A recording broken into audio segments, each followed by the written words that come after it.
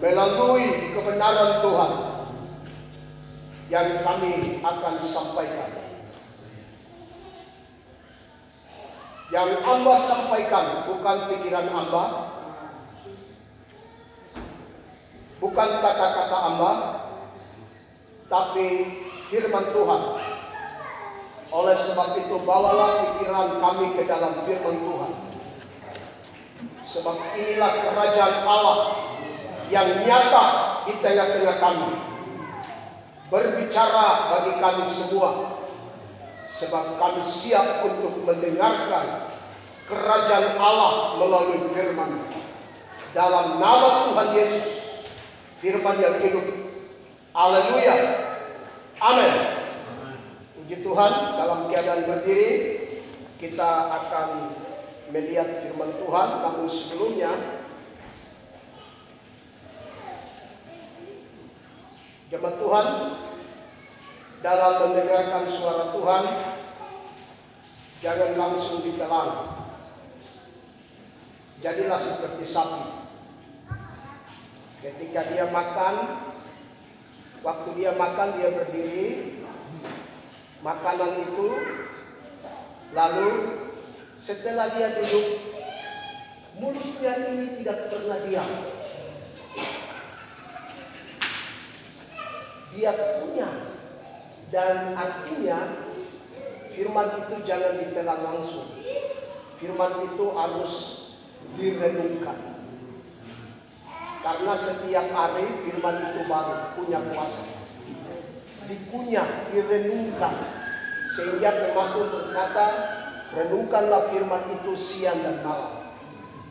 Dikunyah. Menikmati seperti sapi yang setiap dia sudah duduk, mulutnya selalu penuh. Macam nikmat, direnungkan terus.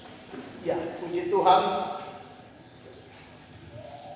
Kita buka firman Tuhan selalu baru setiap waktu dan jangan kita telan. Renungkanlah firman dan setiap waktu sehingga kita disegarkan, dipuaskan setiap waktu.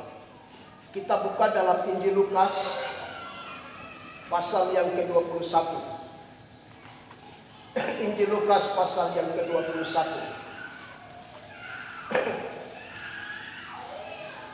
Injil Lukas pasal yang ke-21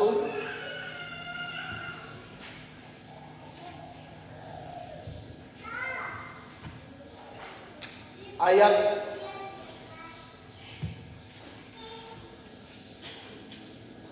34 sampai dengan 38. Kita akan baca bersaut-sautan nasihat supaya berjaga-jaga. Saya akan membaca ayat yang genap dan Ibu Bapak akan membaca ayat yang ganjil. Demikian firman Tuhan. Kalau sudah dapat nasihat supaya berjaga-jaga. 34. Jagalah dirimu supaya hatimu jangan syarat oleh pesta pora dan kemabukan serta kepentingan-kepentingan duniawi, dan supaya hari Tuhan jangan dengan tiba-tiba jatuh ke atas dirimu seperti suatu jerat.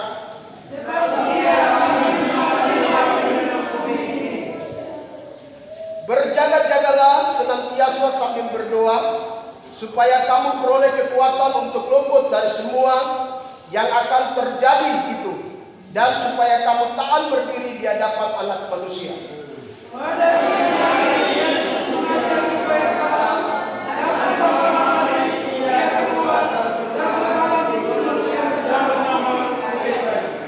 Mari kita sama-sama.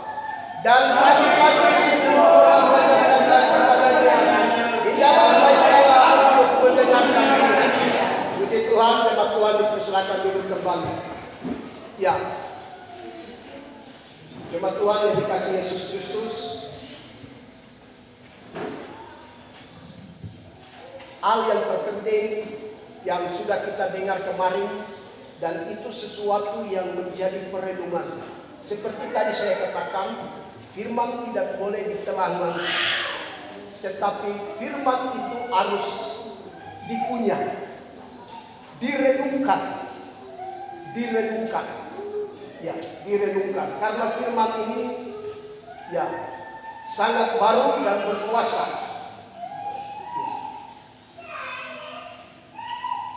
Kita akan berbicara dari tema ini adalah masalah jaga dirimu. Ya. Jaga dirimu. Kita sudah dengar mungkin kemarin. Jaga dirimu. Ya, ini hal yang menarik. Saya membawa kita kepada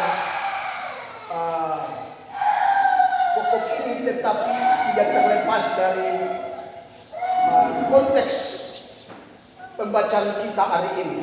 Tidak keluar dari konteks pembacaan kita hari ini. Jaga dirimu. Ini sesuatu yang penting, kita harus jaga diri. Ya. Saya ada dengar satu hamba Tuhan, orang tuanya berlatar belakang dari orang yang tidak tahu beribadah. Hamba Tuhan ini dalam kesaksiannya dia menceritakan, saya langsung, mungkin saya pikir kita sebagian sudah dengar. Dia berkata, waktu dia mau keluar untuk ke pendidikan lanjut, keluar dari kampung halaman, orang tuanya ini, ya, karena anak ini mau keluar, dia bikin pengucapan syukur dengan diam-diam dia panggil pihak dari pihak gereja, karena dia selalu setia dalam gereja, tapi orang tuanya yang tidak tahu setia, artinya tidak beragama, tidak selalu datang ibadah. Ya, lalu dia panggil diam-diam, dia sendiri sudah siapkan beli daging di pasar, dan dia siapkan yang harus dia siapkan untuk berdoa sebagai pelengkap dalam perjalanan dia untuk keluar kota untuk melanjutkan pendidikan. Ya. Lalu dia ceritakan setelah dia siapkan, orang tuanya datang, apa yang kau siapkan ini? Ya, apa yang kau siapkan? Lalu siapa yang kau mau panggil untuk kau pergi? Dia bilang, ya orang gereja yang saya mau panggil.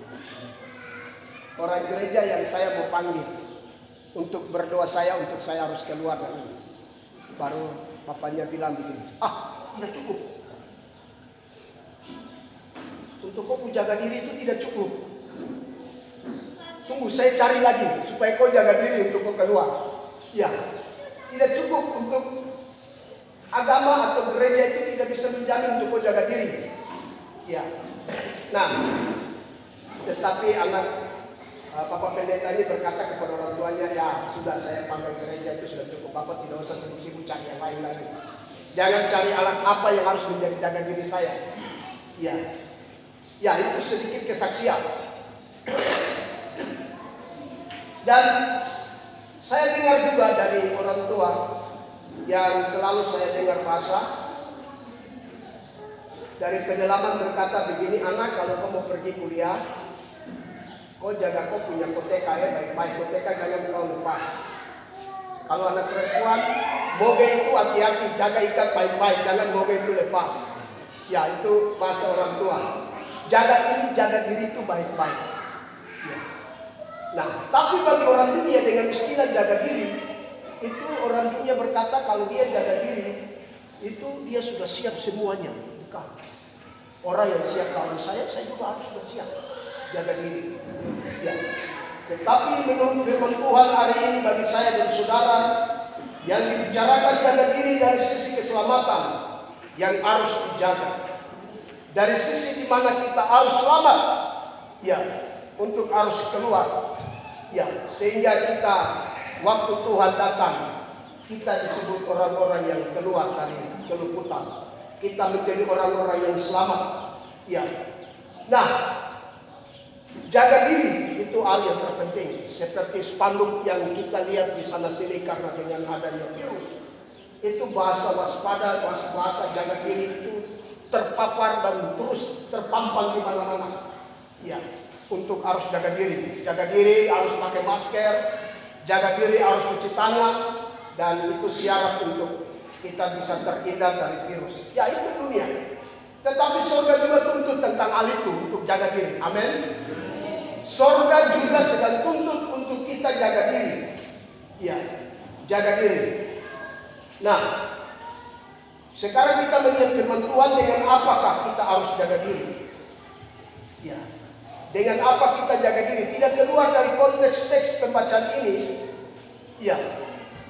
Kita kembali kepada firman Tuhan. Firman Tuhan berkata, kita menjaga diri di ayat yang ke-36 akan lebih jelas.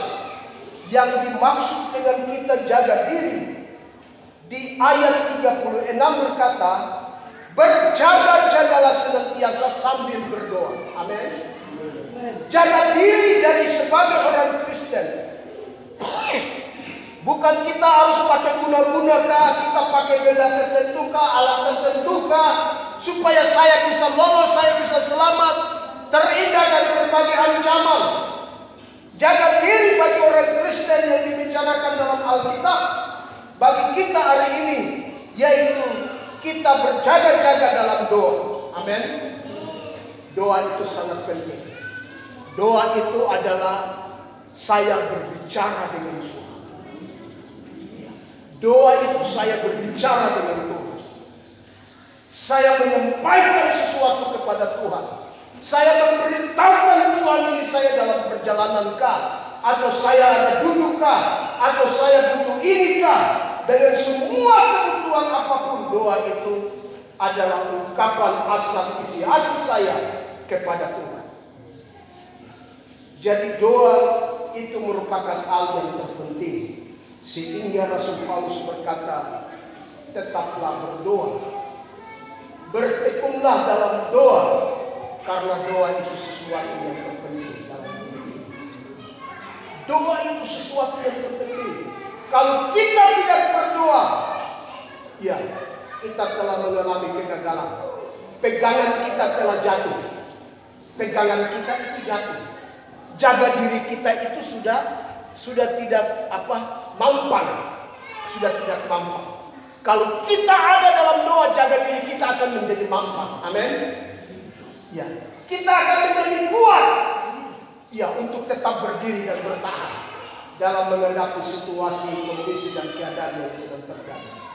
Ya, seperti yang saya katakan bahwa virus corona yang sedang terjadi di dunia ini bukan terjadi bukan satu negara, tapi terjadi untuk semua negara.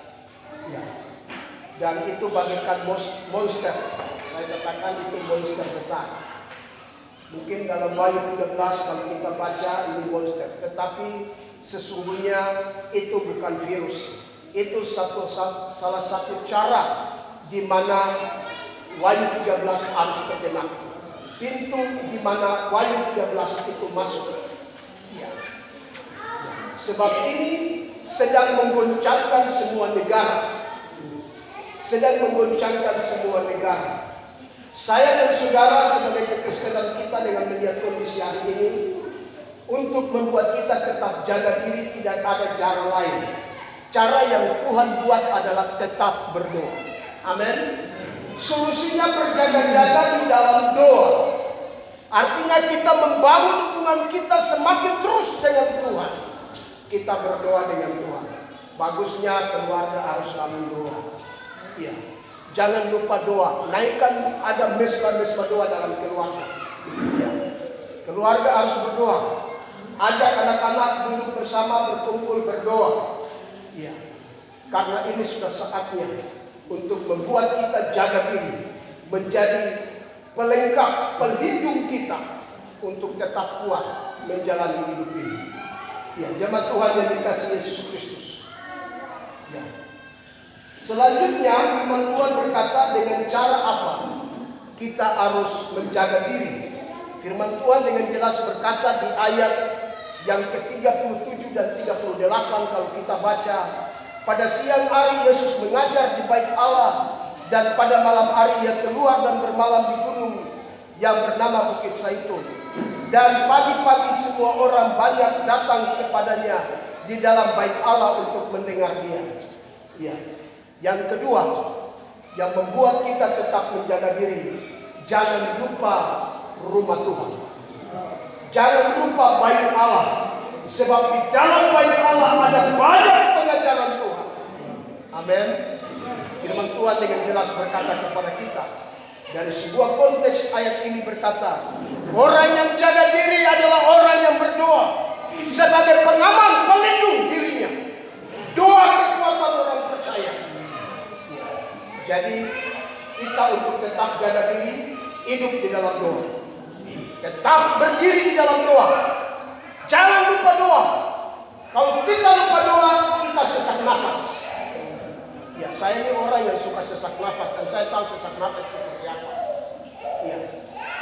Hari Rabu kemarin di PDG itu, saya bicara firman saja. Ini nafas sudah tidak teratur. Ya. Sesak nafas itu tersendat. Apalagi orang yang tidak berdoa seperti itu.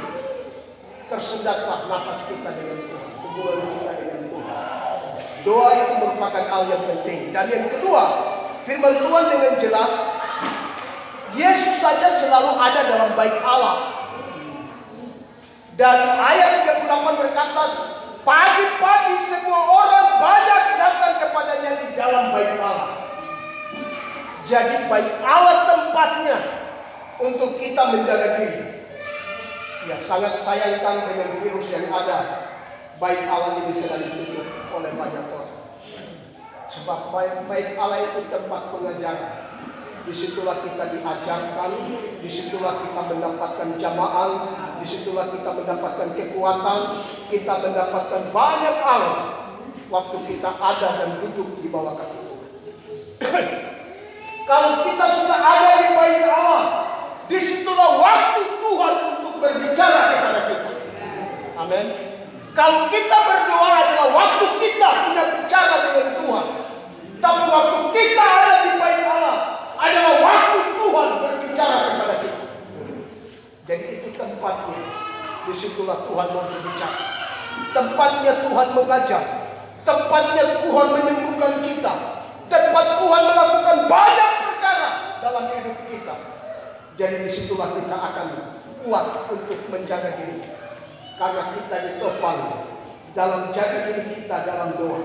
Dan kita ditopang karena kita ada dalam rumah Tuhan. Jangan tinggalkan rumah Tuhan. Jangan buat rumah Tuhan menjadi sunyi. Iya.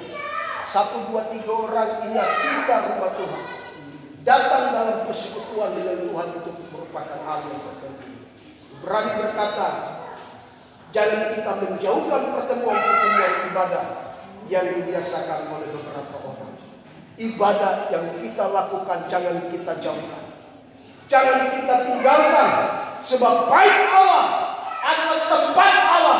Mata Tuhan, hati Tuhan ada di situ. Disitulah tempat pengajaran Tuhan bagi kita.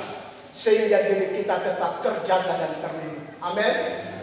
Diri kita tetap terjaga dan terlindung. Puji Tuhan. Jemaat Tuhan yang dikasihi Yesus Kristus. Iya. Yang kedua, mengapa kita harus menjaga diri sambil kita berdoa, sambil kita datang ke rumah Allah. Firman Tuhan dalam konteks ini tidak terlepas dalam pembacaan kita. Berbicara kepada kita dengan jelas bagi kita. Sehingga bukan lagi Yulianus yang berbicara, tapi hari ini firman yang berbicara. Ya. Mengapa kita harus menjaga diri sambil berdoa dan datang ke bait Allah menerima berbagai pengajaran Tuhan? Firman Tuhan yang pertama berkata kepada kita di situ supaya hatimu jangan syarat oleh pesta pora dan kemabukan serta kepentingan dunia.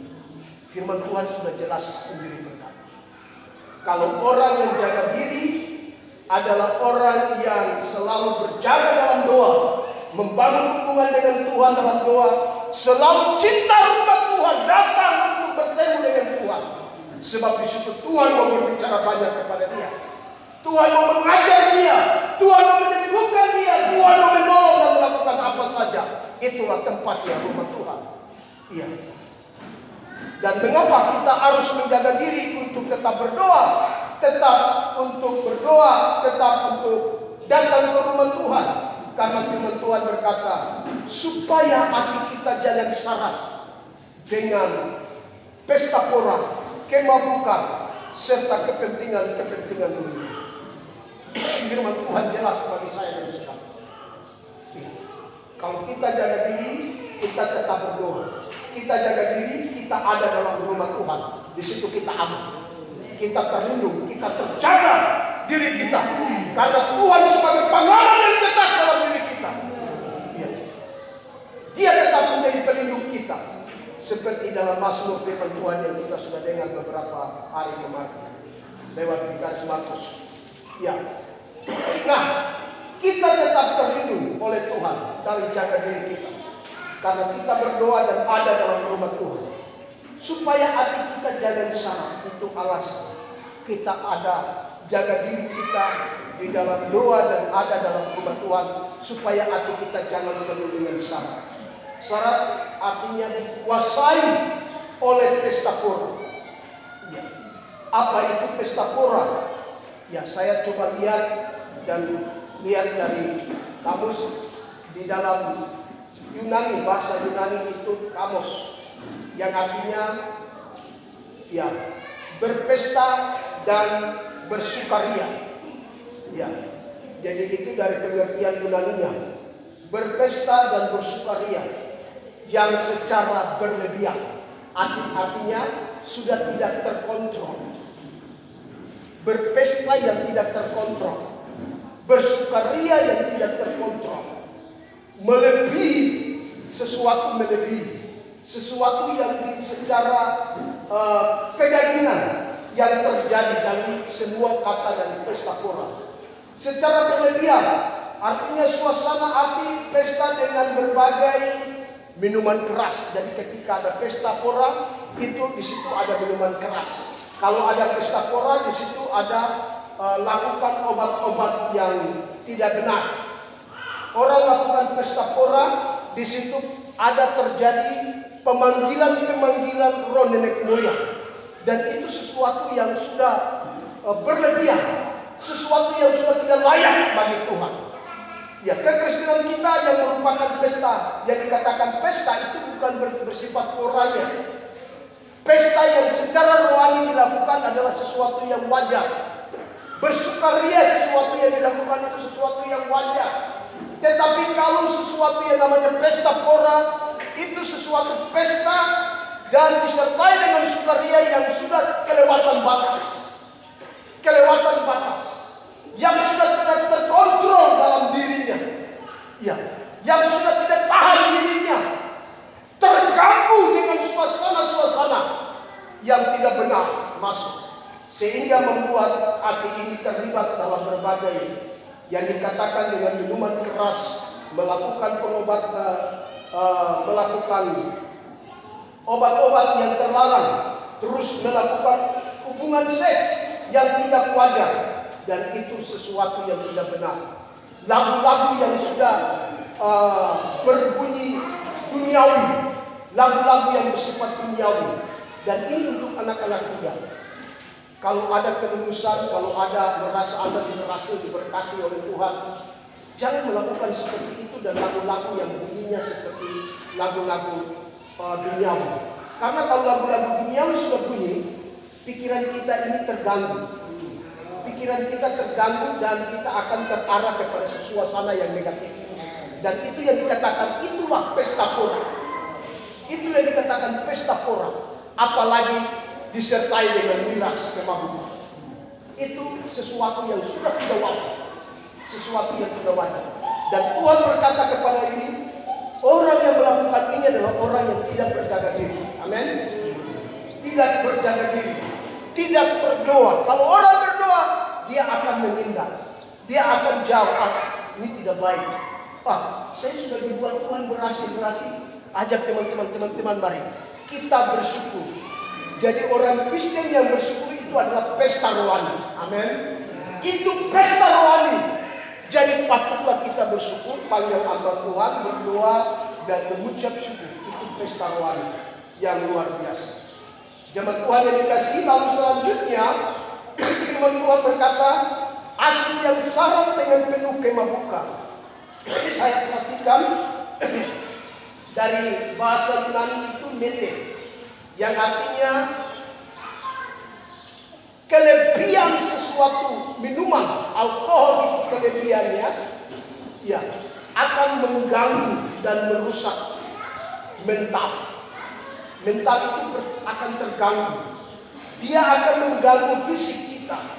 Fisik terganggu. Kelebihan dari minuman, kemabukan itu. Jadi kemabukan, yang dikatakan kemabukan itu adalah kelebihan minuman yang sudah lebih batas sehingga membuat mental terganggu. Ya, mental itu terganggu, fisik terganggu, bahkan akal sehat pun ini akan terganggu dan mengarah dia kepada hal-hal yang negatif. Artinya dia bisa mencuri, dia bisa pergi melakukan kejahatan seks, dia bisa melakukan pembunuhan kepada orang lain, mengganggu orang lain, dan dia bikin suasana itu tidak akan tenang. Itu minuman yang berkelebihan, sudah berkelebihan. Jadi katakan kemabukan. Kemabukan itu adalah minuman yang sudah berkelebihan, minuman yang sudah tidak tahu bercampur apa lagi, sudah mental ini sudah terganggu. Ya, mental ini terganggu. Kalau dikatakan mental ini terganggu, cepat tersinggung. Cepat dia garah sedikit dia tersinggung. Dia terganggu. Dan itu yang dikatakan oleh firman Tuhan dari sebuah kata kemabukan. Ya, cuma Tuhan yang dikasih Yesus Kristus. Kalau kita menguasai diri, menjaga diri hidup di dalam doa dan ada dalam rumah Tuhan, firman Tuhan berkata kepada kita, kita akan terhindar dari hal-hal seperti ini.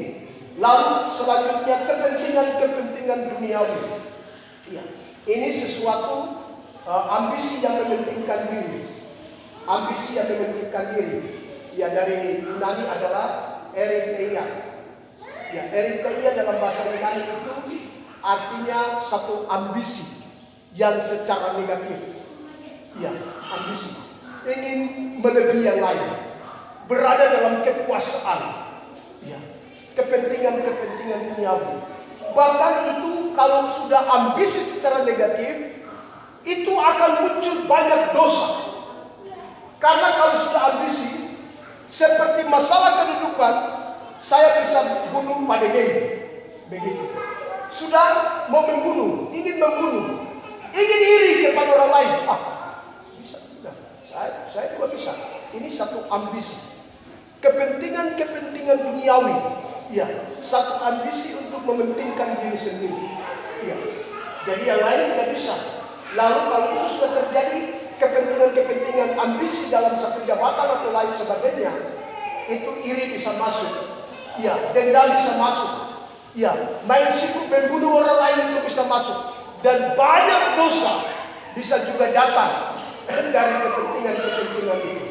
Bahkan mementingkan diri sendiri adalah sesuatu yang tidak wajar, yaitu kita seperti tadi Pak Yusuf sampaikan, ini jendela yang sudah ambil bagian, puji Tuhan. Anda yang pikir adalah Anda mementingkan surga, betul? Kepentingan adalah kepentingan surga. Kalau orientasi hanya diri kita, itu yang namanya kepentingan diri kita sendiri. Mungkin kita bersama-sama membaca di dalam Filipi pasal 1, Filipi pasal 1 ayat yang ke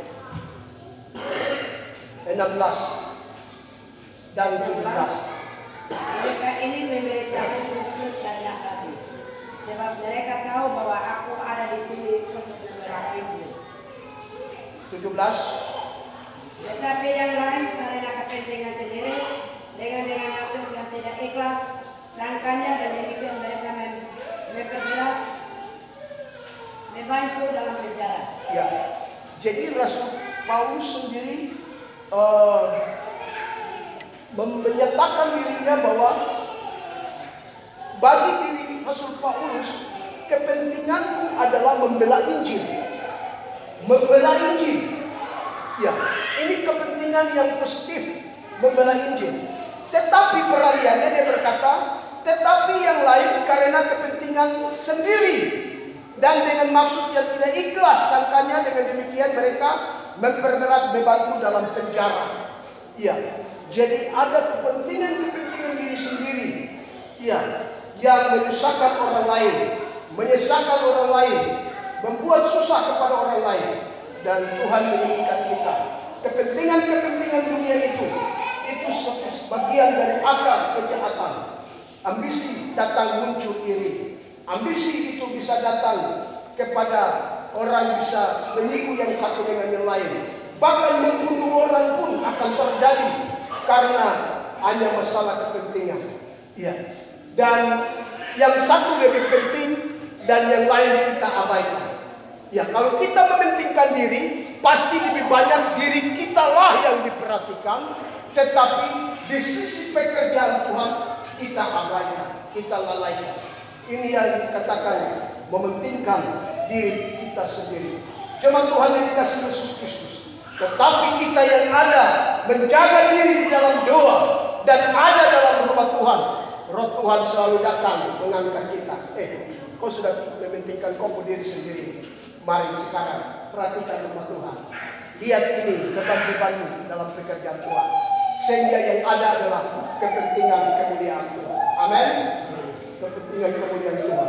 Waktu kita jaga diri kita ada dalam doa, kita ada dalam firman. Saya percaya kita akan terus dimampukan Tuhan untuk tetap doa. Ya. Dalam mengurusi kepentingan, mana kita bisa bedakan mana kepentingan Tuhan dan mana kepentingan pribadi kita. Dan kita bisa mengaturnya, mengurusnya, bertanggung jawab atas kepentingan diri kita dan atas kepentingan Tuhan. Jemaat Tuhan yang dikasihi Yesus Kristus. Yang kedua, alasan mengapa kita menjaga diri dan kita tetap berdoa, kita ada dalam rumah Tuhan. Yang kedua, supaya hari Tuhan jangan dengan tiba-tiba jatuh di atas dirimu seperti suatu jerat. Ya. Firman Tuhan dengan jelas berkata,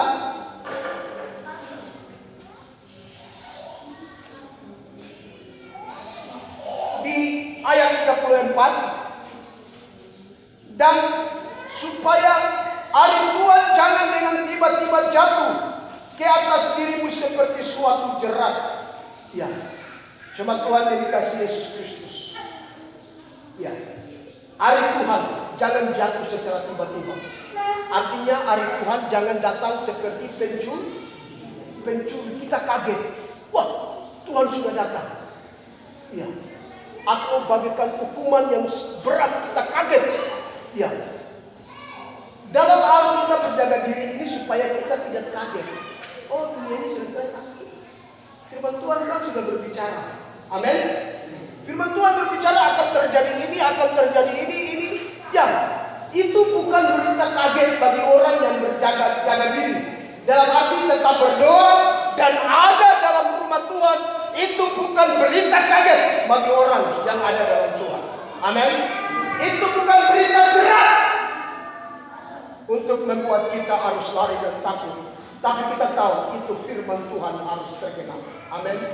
Harus tergenap seperti virus. Itu bukan suatu hari Tuhan yang secara tiba-tiba bagi kita.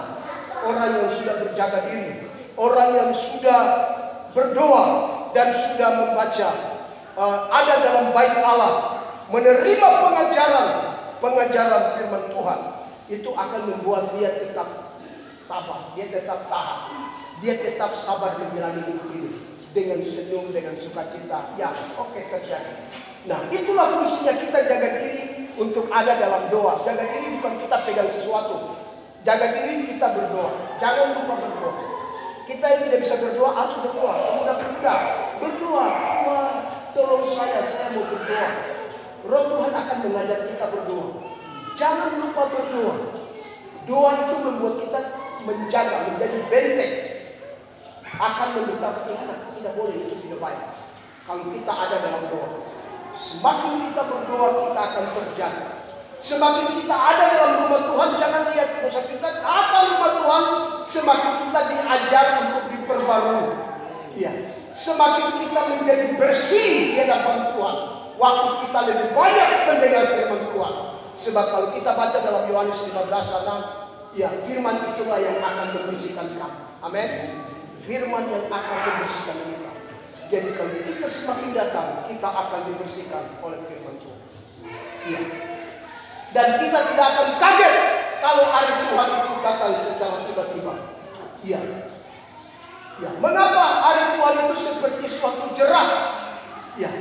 Mengapa hari Tuhan itu datang seperti jerat? Ingatkah Anda, jemaat Tuhan yang dikasih, kebenaran firman yang disampaikan minggu kemarin dalam Sefanya 1 ayat 14 dan 18. Hari Tuhan itu datang dengan hebat. Pahlawan pun akan menangis. Firman Tuhan berkata, iya, itu sangat suram, gelap, pekat hari Tuhan. Sangat dahsyatnya hari Tuhan. Bumi akan gemetar. Karena ayat ini selanjutnya berkata 35 dari konteks ini. Sebab ia akan menimpa semua penduduk bumi ini. Ia yang dikatakan di sini adalah hari Tuhan. Sebab hari Tuhan akan menimpa semua penduduk di bumi ini. Jadi semua penduduk akan ditimpa oleh yang namanya hari Tuhan. Pahlawan pun akan menangis, firman Tuhan kemarin kita dengar. Sangat hebat dahsyatnya hari Tuhan. Oleh sebab itu, yang bisa buat kita tetap bertahan, jaga diri adalah berdoa dan jangan lupa rumah Tuhan. Amin. Berdoa dan jangan lupa rumah Tuhan. Datang ke rumah Tuhan. Itu akan membuat kita aman. Selanjutnya, mengapa kita harus menjaga diri? Berdoa dan datang ke rumah Tuhan. Supaya kamu peroleh kekuatan untuk luput dari semua yang akan terjadi. Di ayat yang ke-36. Ayat yang ke-36 di sana berkata, supaya kamu peroleh kekuatan untuk luput dari semua yang akan terjadi itu. Yang bisa membuat kita luput dari semua itu, kita berdoa dan katakan di situ, berjaga-jaga dan ada dalam rumah Tuhan. Kita ada dalam rumah Tuhan supaya kamu peroleh kekuatan untuk luput. Ya, luar biasa. Kita akan luput dari tantangan demi tantangan, dari satu tanda zaman kepada tanda zaman yang lain. Firman Tuhan akan berbicara, ini datang, ini datang, ini datang. Tidak apa-apa datang, karena firman Tuhan yang berbicara. Bagi orang percaya, tugas saya ada dalam berdoa, saya ada dalam rumah Tuhan. Saya cinta rumah Tuhan. Saya mau siap terima pengajaran dari Tuhan. Berbagai pengajaran yang datang dari Tuhan saya siap terima. Ya, supaya saya tetap terjaga dan terluput. Ya, lalu yang kedua itu luput masalah situasi, keadaan sakit, kelemahan, bahkan apa yang akan terjadi tentang alam ini. Tetapi yang berikut adalah kita juga akan luput keluar dari murka yang akan datang. Luput dari murka yang akan datang. Artinya kita akan diangkat oleh Tuhan. Orang yang diangkat, orang yang sudah berjaga-jaga, yang ada dalam rumah Tuhan, akan diangkat Tuhan. Waktu bunyi nafiri, kita akan luput. Siapa yang luput? Orang yang luput adalah orang yang jaga diri, orang yang berdoa, dan orang yang firman Tuhan berkata ada dalam rumah Tuhan. Mau terima pengajaran Tuhan supaya saya menjadi bersih. Kalau saya menjadi bersih karena ada pengajaran ada dalam rumah Tuhan, saya akan diangkat oleh Tuhan, akan terluput dari Tuhan. Jadi keluputan di sini berbicara selama kita masih ada di dunia, dari tanda alam ke tanda alam yang lain, dari tanda satu kepada tanda yang lain, berbagai macam virus yang satu kepada virus yang lain akan datang. Firman Tuhan berkata kita akan terluput. Ya, karena kita senantiasa hidup dalam doa, itu seperti kita jaga diri, kita ada dalam rumah Tuhan. Ya, kita akan luput. Lalu yang kedua, kita akan luput. Kita akan keluar. Luput itu keluar dari apa yang akan terjadi. Karena firman Tuhan berkata, supaya kamu peroleh kekuatan untuk luput dari semua yang akan terjadi ini. Semua yang akan terjadi kita akan luput. Dunia ini kita akan luput, bahkan kita akan luput waktu murka yang besar akan turun. kita sudah dipindahkan ke surga. Luput dari masa antikristus. Jadi orang-orang yang berdoa, orang-orang yang dalam rumah Tuhan, yang kita pengajaran akan Tuhan, yang ingin Tuhan ajar dia dengan benar, dia akan luput. Dia akan dibawa Tuhan keluar dari bencana dan murka. Kalau kita baca dalam kitab Wahyu, di sana itu ada 7 sangkak Allah dan murka Allah yang akan turun. Ya, pada waktu masa antikris. Jadi bencana dan kegoncangan alam, antikris akan menguasai dunia ini. Itu dalam suasana murka. Dan orang yang tertinggal itu dia akan mengalami. Tetapi ingat, kalau kita sudah terima tanda di dahi dan tangan, berarti kita tidak akan luput untuk menuju surga yang kekal. Kita akan menuju neraka. Tetapi kalau kita bilang sudah, saya siap mati. Kalau saya tertinggal, kalau saya siap mati, ya terapa saya siap mati. Anda sudah bayar darah Anda, ya, dengan pergi ke surga. Ya. Tetapi bagi orang-orang yang tetap menjaga diri, waktu bunyi nafiri, saya dan saudara sudah ada di awan-awan. Itu artinya kita terhindar dari apa yang akan terjadi bagi dunia ini. Semua yang akan terjadi, kita akan terhindar dan dibawa oleh Tuhan. Jemaat Tuhan yang dikasihi Yesus Kristus. Lalu yang berikut, jaga diri dalam hal berdoa dan datang ke rumah Tuhan. Di situ alasan yang berikut mengapa firman Tuhan berkata supaya kamu tahan berdiri di hadapan anak manusia. Ini adalah kita ada di dalam kursi pengadilan. Firman ini sudah jelas supaya kamu tahan berdiri di hadapan anak manusia. Semua orang akan berdiri. Orang percaya itu akan berdiri nanti di sana di udara. Itu ada pengadilan khusus bagi orang percaya di udara. Waktu mereka yang sudah terluput akan di sana ada pengadilan. Akan ada pengadilan khusus bagi orang-orang dari berbagai belahan bumi akan ada di sana. Dan kita akan bertemu di sana. Lalu semua orang percaya yang sudah terluput itu ada di sana. Ada pengadilan khusus. Ada pengadilan khusus supaya membuat kita tetap bertahan. Kita berdiri di hadapan Tuhan. Ya, di hadapan Tuhan dan satu persatu akan diuji. Ya, pekerjaan baik dan tidak baik akan terbakar. Akan terbakar. Mungkin saya pakai baju putih saya bisa masuk tapi tanpa mahkota. Itu orang percaya. Itu yang dikatakan terluput dan siap berdiri di hadapan anak manusia. Ya, berdiri di hadapan anak manusia, tahan berdiri. Ini kursi pengadilan. Lalu datang kepada kursi pengadilan. Yang berikut itu adalah setiap orang yang mati, darahnya sudah mati karena tidak mau terima tanda itu. Ya, bahkan siapapun yang mati lalu dibangkitkan setiap orang. Ya, antikris itu sudah otomatis diikat, iblis diikat dan dibuang. Tapi manusianya ada di dalam takhta Bapa untuk diadili. Ya. Antikris itu bukan diadili lagi, memang dia sudah dihukum. Dia sudah dihukum dari kekal. Lucifer, setan itu sudah dihukum. Hanya antikris dengan semua antikris ini saya mau bicara itu adalah manusia. Antikris itu bukan setan. Antikris itu manusia yang dipakai oleh setan. Seperti saya bilang, saya sendiri bisa antikris. Saya bisa menyesatkan Anda. Oleh sebab itu saya bilang, jangan kenal firman. Firman itu pulang dari dunia dia lagi. Seperti sapi. Sehingga saya tidak tersesat. Pendeta ajar begini, tahu-tahu saya sesat lagi. Ya, supaya saya tidak tersesat. Jangan telan perkataan hamba Tuhan yang disampaikan firman. Belajar firman. Supaya saya tidak tersesat. Ya, pulang seperti sapi, punya dia baik-baik. Sehingga saya mengatakan antikris itu manusianya.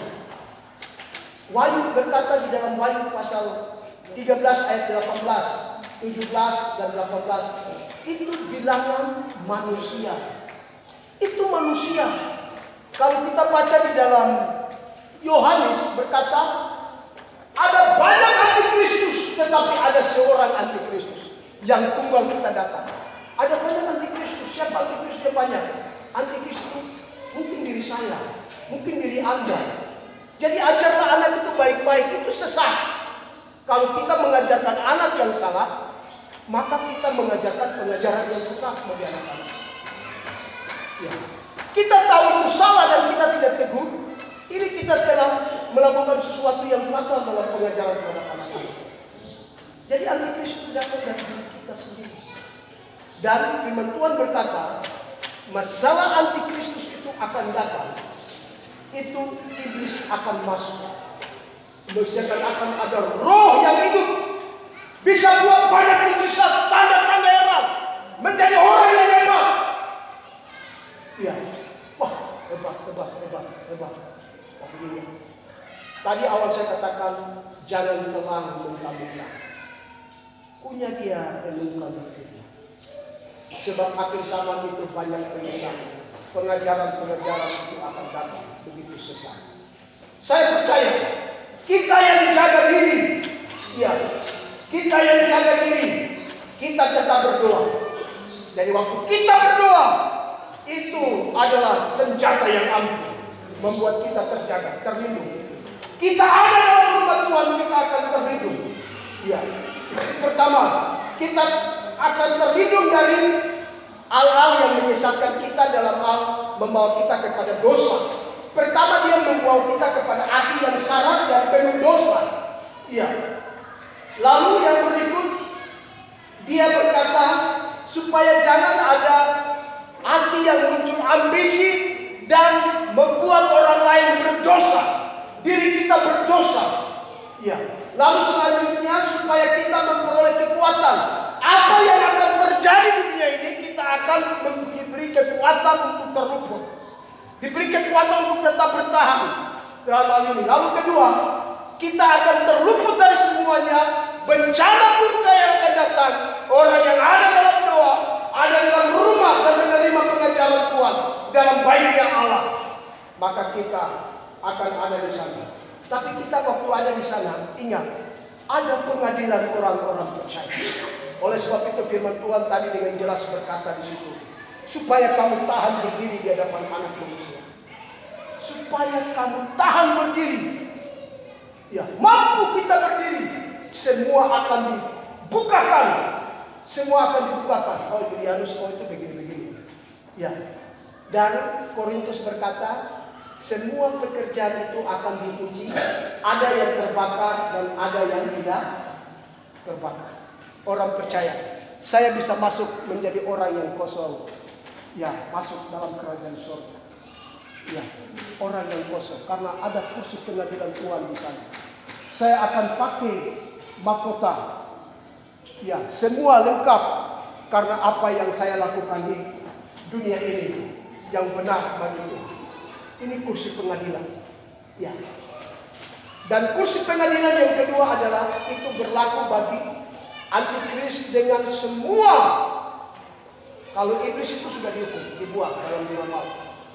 Semua pengikut-pengikutnya, orang-orang mati semua akan dibangkitkan untuk diadili. Dan kita yang sudah mati karena bertolak terima angka yang namanya bilangan manusia, chip itu kita tolak, lalu kita akan diadili. Di sana kita akan dibawa. Ya. Mampu kita bertahan di hadapan anak manusia. Hari ini merupakan waktu kesempatan yang indah. Karena dunia masih berjalan. Dunia masih berjalan seperti biasa. Itu waktu yang terindah. Untuk kita bina diri dan jaga diri kita. Jaga diri, jangan banyak siaran. Jangan cari pakai daun ini, jangan pakai kayu ini. Untuk kita jaga diri. Dunia ini tidak mampan kalau kita pakai semuanya. Tembus. Masuk tembus. Tembak. Ya, benda apa yang kita pakai langsung masuk truk. Ya, uang itu tidak bisa menjadi ukuran untuk bisa kita tahan diri. Tapi yang bisa kita tahan diri adalah berdoa dan ada dalam rumah Tuhan. Terima pengajaran firman ini banyak supaya kita tetap bertahan dalam hadirat Tuhan. Jemaat Tuhan yang dikasihi Yesus Kristus. Kesimpulan, surga itu ada dalam diri kita masing-masing. Amin. Ingat, surga tidak ada. Papillon, surga itu bukan ada di tangan Padege atau Padege, surga tidak ada di tangan papillon. Surga itu ada di tangan kita sendiri. Ya, diri kita lah surga itu ada. Kerajaan surga itu sudah datang hari ini, dan kita sudah memuji dan menyembah. Kerajaan surga sudah diam di tengah kita. Sekarang apakah saya cinta kerajaan surga itu? Apakah saya mau berdoa? Apakah saya mau ada dalam rumah Tuhan untuk menerima setiap pengajaran-pengajaran yang datang, sehingga saya tetap terus berdiri dan tetap kuat di dalam Tuhan. Kita berdoa. Terima kasih buat firman Tuhan yang datang kepada kami hari ini. Bawalah kami lebih lagi dekat dengan Tuhan di dalam doa. Bawalah kami lebih dekat lagi untuk ada dalam rumah Tuhan, sehingga kami tetap kuat dan terus berdiri bersama umat kami yang luar biasa. Terima kasih Yesus, terima kasih. Siapakah yang akan menopang? Siapakah yang akan menolong? Siapakah yang akan melindungi kami? Kami percaya tidak ada siapapun manusia yang menjadi jaminan kami, tetapi kami tahu yang menjadi ukuran dan jaminan kami jika diri kami dekat dengan Tuhan, jika diri kami membangun doa dengan Tuhan, jika diri kami ada dalam rumah Tuhan dan siap menerima berbagai pengajaran-pengajaran firman yang datang dalam baitnya Allah yang kudus. Sebab bait Allah adalah mata Tuhan, bait Allah adalah jantung Tuhan, dan kami jemaat bersama ada dalam bait Allah. Selama jalannya musim corona, kami jemaat Tuhan tetap ada dalam bait Allah, dan kami rindu kerajaan Allah itu datang dan terus membawa kami menikmati, dan terus kami masuk di dalam kerajaan itu sendiri. Terpujilah namamu Tuhan dan Allah kami. Hamba sudah berhenti berkata-kata, tapi biarlah Tuhan berbicara dalam bahasa kami dan pengertian kami. Di dalam nama Yesus, firman yang ini kami sudah berdoa. Haleluya. Amin.